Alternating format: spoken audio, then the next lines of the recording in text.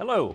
On this episode of Clever Clips, we're going to talk about the STAC clip. It's a small little clip, but it does mighty things.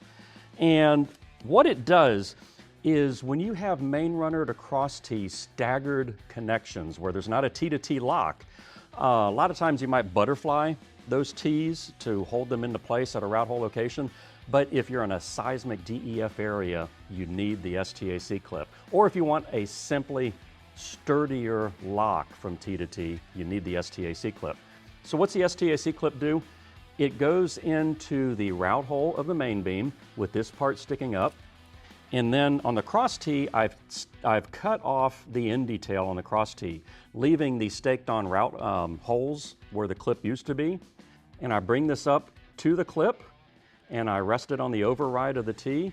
And then all I need to do is put a pop rivet through the hole that goes through the clip, and that holds everything in place, especially in a seismic DEF event.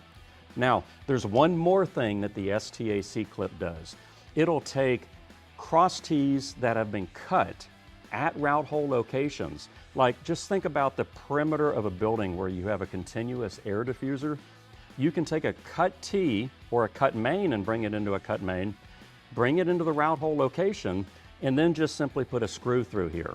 Now, it needs to be a little 7/16 inch screw so you don't impede the laying in a ceiling tile, but you could put a pop rivet in here as well. That will hold it tight and secure at the perimeter. STAC clip is available in our Fast Ship program, so try out a batch on your next project.